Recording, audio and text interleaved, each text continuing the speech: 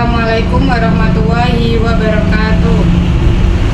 Yang terhormat Bapak dosen pembimbing dan penilai uji kinerja, yang terhormat Bapak Kepala Sekolah SDN Sidogemah 2. Perkenalkan, nama saya Dewi Julianti, Sarjana Pendidikan. Saya merupakan guru pendidikan agama Islam di SD Negeri Sidogemah 2, Kecamatan Sayung, Kabupaten Demak. Sekaligus merupakan mahasiswa PPG Darjat Batch 1 di LPTK UIN Wali Songo Semarang tahun 2025 dengan nomor induk mahasiswa 240311719699. Pada video ini saya akan membawakan materi pelajaran tentang sifat-sifat wajib bagi Rasul untuk kelas 4 semester genap tahun ajaran 2024-2025 dengan menggunakan pendekatan problem based learning. Berikut videonya, selamat menyaksikan. Selamat pagi anak-anak.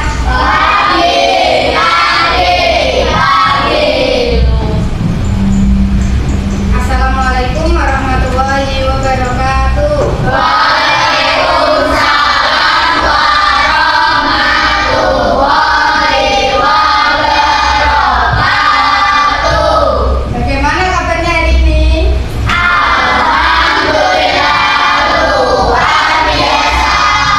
Allahu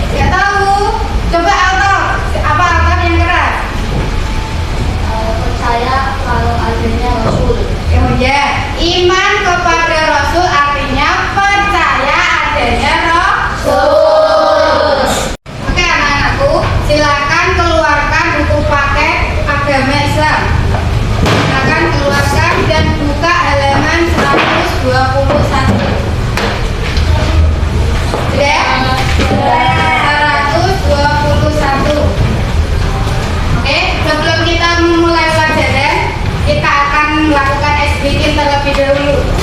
Oke? Siap? Sifat sifat wajib bagi Rasul.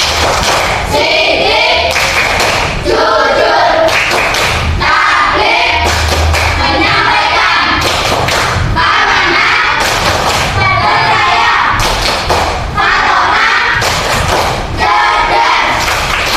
Oke, satu kali lagi. Sifat mustahil bagi Rasul. Gizi, dusta, hikmah, menyampaikan, khianat, berkhianat, belajar, bodoh. Tujuan pembelajaran hari ini ada dua. Yang pertama, kita akan menyebutkan sifat-sifat wajib bagi Rasul dan sifat-sifat mustahilnya Rasul. Yang kedua, kita akan membuat poster tentang keteladanan sifat-sifat wajib bagi Rasul. Oke, selanjutnya Bu Dewi akan ngasih pertanyaan. Adakah yang tahu ada berapa sifat wajib bagi Rasul? Ada. Oh ya ini. Ada berapa? 4. Oke, 4. 1. Sidik kamu. 2.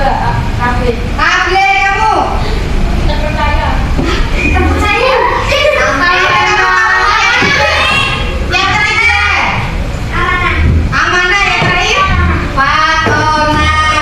Ayo kita sekarang pelajari sifat-sifat bagi Rasul. Coba kalian lihat di dalam papan tulis. Ada gambar apa ini? Nah, ada gambar apa ini? Ujian kenapa? Dilarang mencontoh. Dilarang mencontoh. Berarti di sini adalah ada anak yang sedang ujian tidak boleh mencontoh. Berarti itu contoh meneladani sifat apa ya?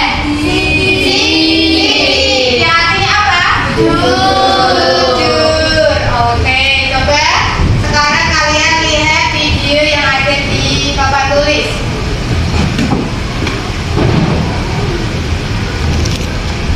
Oke. Di sini ada sifat-sifat Nabi dan Rasul Allah. Yang pertama yaitu sifat wajib bagi Rasul. Yang pertama sidik, yang artinya jujur. Nabi dan Rasul memiliki sifat jujur, tidak bohong. Yang kedua amanah, yang artinya dapat dipercaya. Nabi dan Rasul perkataan dan perbuatannya dapat dipercaya, tidak mungkin berbohong. Sedangkan yang ketiga tabligh, artinya menyampaikan. Jadi Nabi dan Rasul itu menyampaikan apa yang sudah diberikan Allah kepadanya. Oke, yang terakhir patonah, yaitu cerdas. Nabi dan Rasul memiliki kecerdasan yang luar biasa. Terus kemudian sifat mustahil bagi Rasul ada 4. Kizib, artinya bohong, nggak mungkin Nabi dan Rasul bohong. Selanjutnya berkhianat, artinya tidak dapat dipercaya. Masa Nabi dan Rasul tidak dapat dipercaya? Tidak mungkin. Yang ketiga iman, artinya menyembunyikan. Disembunyikan kalau bawa diri, tidak mungkin. Yang terakhir beledoh, artinya bodoh. Seorang Nabi dan Rasul diangkat menjadi Nabi dan Rasul, masa bodoh? Tidak mungkin kan?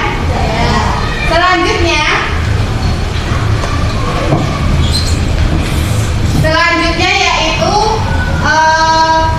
sifat wajib bagi Rasul dan cara meneladaninya di kehidupan sehari-hari.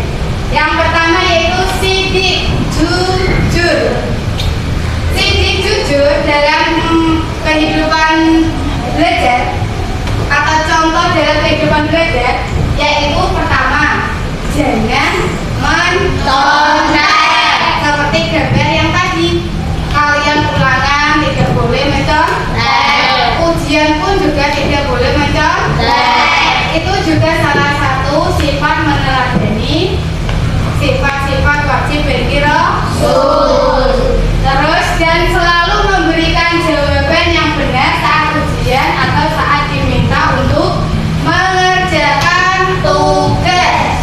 Aku mengerjakan tugas, kemudian aku nyontok, contoh jawaban itu ditulis.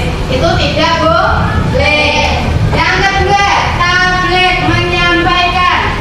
Contoh kesehariannya yaitu sampaikan hal baik kepada teman, misalnya menyuruh teman untuk belajar atau membantu teman dalam kesulitan. Jangan menyuruh teman, wes rasa digeret, kita tidur aja, ya jangan seperti itu ya. Kita harus menyampaikan dengan yang baik-baik, yang semangat kita belajar, kerjakan PR sebelum telat gitu. Yang selanjutnya dalam kehidupan sehari-hari yaitu menyampaikan kebaikan kepada orang lain, misalnya mengingatkan teman yang salah atau membantu orang tua yang sedang kesulitan. Jadi ono kontennya lagi sedih, lagi kesusahan, kalian juga membantu. Itu adalah salah satu contoh meneladani sifat wajib bagi Rasul yang berapa tadi? Yang kedua yaitu menyampaikan. Selanjutnya yaitu amanah, yang artinya dapat dipercaya. Dalam contoh di sekolahan yaitu jaga barang-barang yang dipercayakan. Di kelas ini guru mempercayakan kalian untuk dijaga barang-barang yang ada di sini. Jangan ngambil ballpoint, ya harus dijaga. Jangan menyobek poster-poster yang ditempel, juga menjaga. Selanjutnya, dalam kehidupan sehari-hari, jangan menyalahgunakan kepercayaan yang diberikan orang tua kepadamu. Kamu disuruh untuk belajar di rumah, ya harusnya belajar. Jangan malah main game, main HP, musik, PR musik. Nah, kok akhirnya enggak jadi dikerjakan. Jadi nggak boleh seperti itu. Yang terakhir yaitu patona, yang artinya cerdas. Dalam kehidupan belajar, contohnya yaitu belajar dengan sungguh-sungguh, tidak bosan bertanya-tanya apakah ada yang tidak dimengerti. Contoh, dalam pelajaran kamu tidak tahu, nggak mengerti penjelasan guru, boleh bertanya, tapi setelah guru menjelaskan. Ada yang ditanyakan, saya Bu, saya tidak mudeng apa arti iman kepada Rasul. Tolong diulangin. Itu jangan diam saja, malah nggak mengerti. Paham ya? Dalam kehidupan sehari-hari, contohnya, pikirkan baik-baik sebelum bertindak. Aku mau ngambil barang ini ada di depan saya. Dipikir baik-baik, ini barangmu atau tidak? Tidak, ya kan? Kalau tidak, berarti harus diambil apa tidak? Tidak. Jadi kita harus memikirkan dulu, jangan sampai salah kan? Obat diambil, ternyata milik orang lain. Nah, berarti kamu ngapain? Mencuri. Nah, akhirnya kamu kena hukuman. Sebelum melakukan sesuatu harus dipikirkan. Oke, selanjutnya ya. Oke, setelah kita melihat video tadi, coba Bu Dewi akan beri pertanyaan kepada Mas Zikri. Mas Zikri, ada berapa sifat wajib bagi Rasul? 4. 1, 2, 3, 4. Apa arti sidik? Apa arti tabligh? Apa arti amanah? Apa arti patona? Cerdas. Kemudian ada berapa sifat mustahilnya bagi Rasul, Mbak Linda? Ada berapa? Ada 4. 1 Mas? 2, 3, 4. Dan yang terakhir ada 2 orang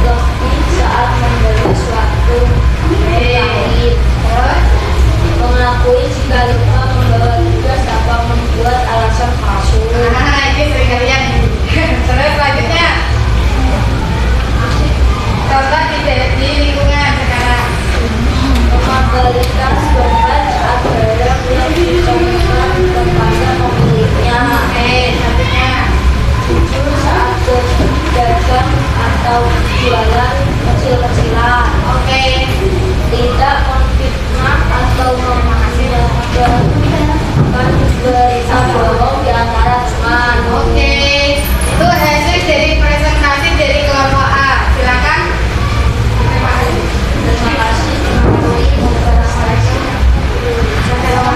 Assalamualaikum warahmatullahi wabarakatuh.